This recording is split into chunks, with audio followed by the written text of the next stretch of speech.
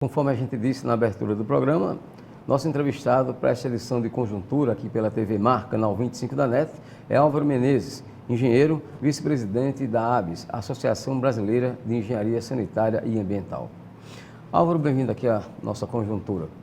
Bem, o primeiro tema para a gente abrir essa entrevista, a crise de recursos hídricos no Brasil. Eu lhe pergunto, essa crise é fruto da falta de mananciais ou da falta de planejamento?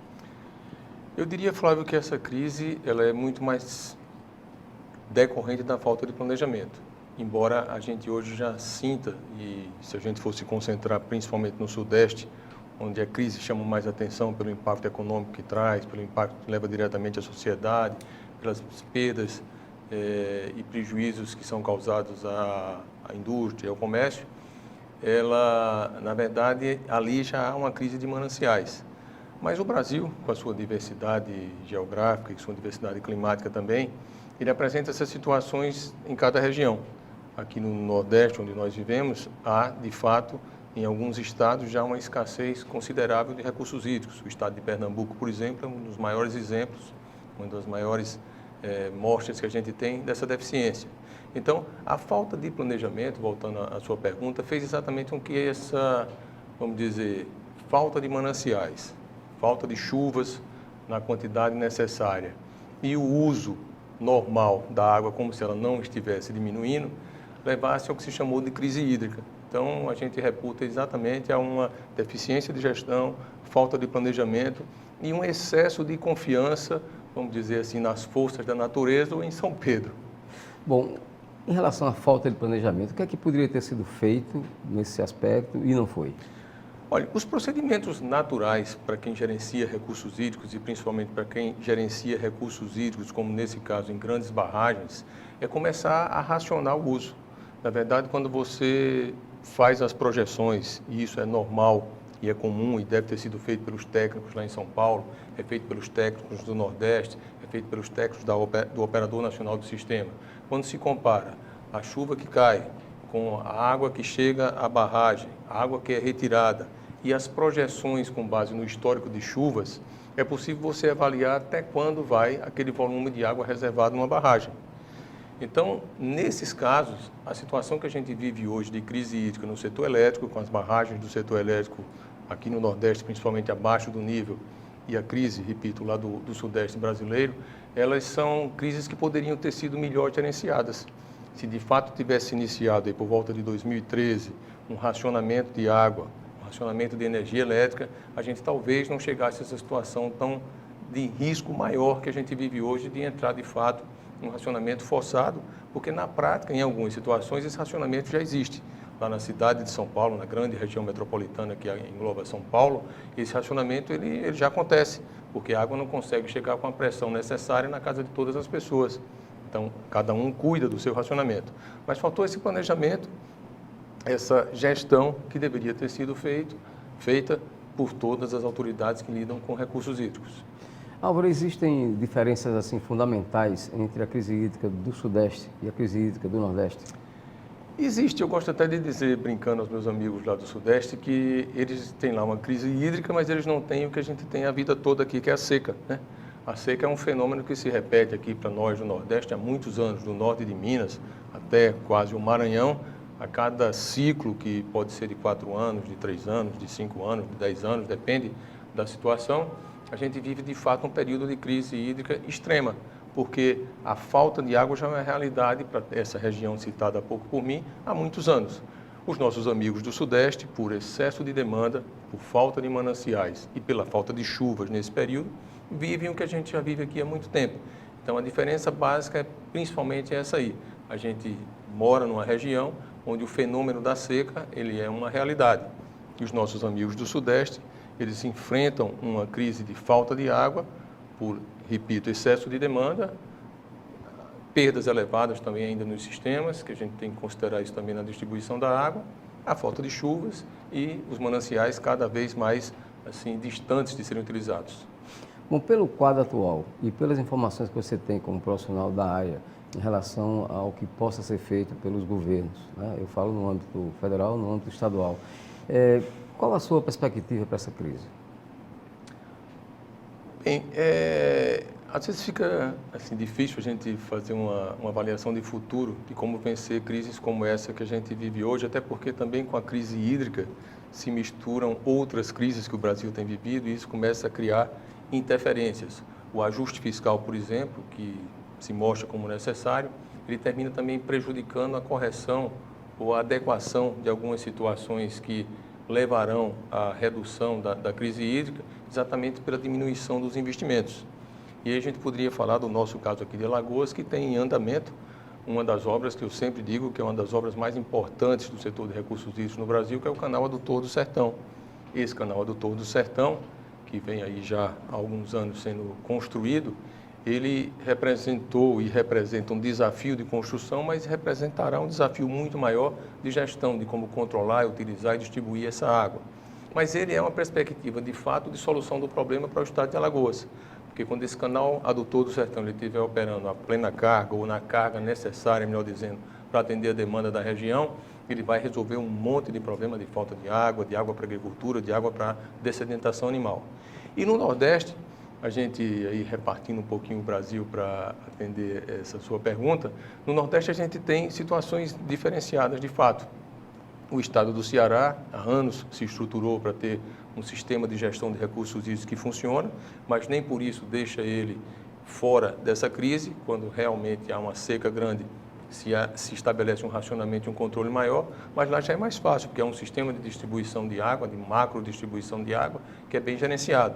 Mas quando você vai para estados como o Maranhão, onde a situação se agrava, porque lá, além de tudo, se tem um dos menores percentuais de atendimento de água do Brasil, né?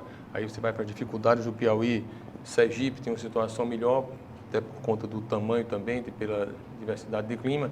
Então, eu acho que para o Nordeste, por incrível que possa parecer, a gente tem uma clareza mais assim, objetiva de soluções, né? Voltando a falar do Canal do Sertão em Alagoas, do sistema adutor que a Compesa em Pernambuco está executando com 1.300 quilômetros de extensão de uma adutora, o próprio canal que a gente chama de transposição de água de São Francisco para os estados de Pernambuco, Paraíba e Rio Grande do Norte. Rio Grande do Norte deve contribuir bastante. Então, a gente tem um plano, vamos chamar assim, estratégico de obras, eu ainda diria, para o Nordeste. O que se precisa fazer é inserir nesse processo de execução de obras uma visão de gestão, de gerenciamento, de manejo adequado da água e de uso racional dos recursos financeiros disponibilizados para essas obras, porque a gente sempre vê que elas se arrastam há anos e não conseguem ser concluídas. Para o Brasil, tá, e estendendo um pouco mais essa visão, eu acho que a gente ainda está muito preso às determinações e imposições, que têm as suas razões, do setor elétrico. Então, a gente tem um manejo dos nossos recursos hídricos muito mais associado à geração de energia elétrica do que à geração de outros benefícios que a água pode trazer. E acho que isso dificulta, porque, coincidentemente, ontem, no programa Fantástico, estava se mostrando uma matéria sobre várias e várias obras que poderiam estar contribuindo para reduzir essa crise hidroenergética, e elas estão mal executadas, ou paradas, ou executadas e sem funcionamento. Então a gente volta, Flávio, a um pouco que é uma situação repetitiva de falta de gestão, diria, mais profissional, mais responsável, mais comprometida com o uso dos recursos hídricos e seus resultados. A chamada transposição de água do Rio São Francisco é uma obra realmente indispensável ou haveria outras opções a ela? Eu diria que ela é uma obra necessária. Eu acho que para a região do Nordeste, para a condição que o São Francisco ainda dispõe, ela é uma obra necessária e possível de ser feita, tá? Mas acho também, e aí volta-se um pouco ao tema da gestão e do planejamento, se a gente conseguisse integrar planejamento, gestão, execução de obras, talvez a gente não precisasse ter uma obra daquela dimensão. Mas é uma obra necessária hoje. Você considera uma coisa que não tem retorno, digamos assim? Não, eu acho que ter retorno hoje é muito mais grave do que ter começado, porque para o que ela já tem realizado, se hoje alguém decidisse não fazer mais o canal, o eixo leste da transposição do São Francisco, eu acho que seria um absurdo, porque o montante de recursos já disponibilizados, de obras já executadas, precisa ter uma sequência e um fim. E o Rio São Francisco, ele inevitavelmente, indubitavelmente, ele está morrendo. É um rio que hoje, a gente que conhece a região, sente que cada dia que passa vai diminuindo, inclusive, o seu volume de água. O São Francisco tem salvação, Álvaro? Essa é uma boa pergunta e também remete um pouquinho àquela questão de visão de futuro que a gente falava há pouco, né? O Rio São Francisco, de fato, assim, parece caminhar para ser o nosso desastre ambiental mais relevante nos próximos, e a gente não pode precisar, mas eu espero, pela minha idade, não ver esse desastre ambiental, tá? Mas do jeito que se administra a bacia do Rio São Francisco e da forma como o governo federal e os governos estaduais que interagem com essas bacias, eles atuam, realmente a situação é de muita gravidade, de muito risco para o Rio São Francisco.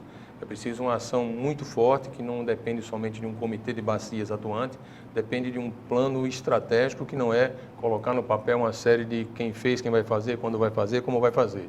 É, de fato, colocar em prática aquilo que já está escrito há muitos anos, que é a proteção das margens do Rio São Francisco, evitar lançar esgoto no Rio São Francisco, proteger os mananciais, reflorestar. Tudo isso precisa ser feito como uma ação nacional, porque o São Francisco, que era chamado de Rio da Unidade Nacional, ele responde por 12% da energia elétrica gerada no Brasil ainda, 75% da energia gerada no Nordeste, energia elétrica gerada no Nordeste, 553 municípios dependem da água do São Francisco, então será um desastre relevante. A gente, quando fala sobre São Francisco, há quem dê exemplo de rios em outras regiões do planeta que foram recuperados, rios do Porto e do São Francisco, às vezes até maior.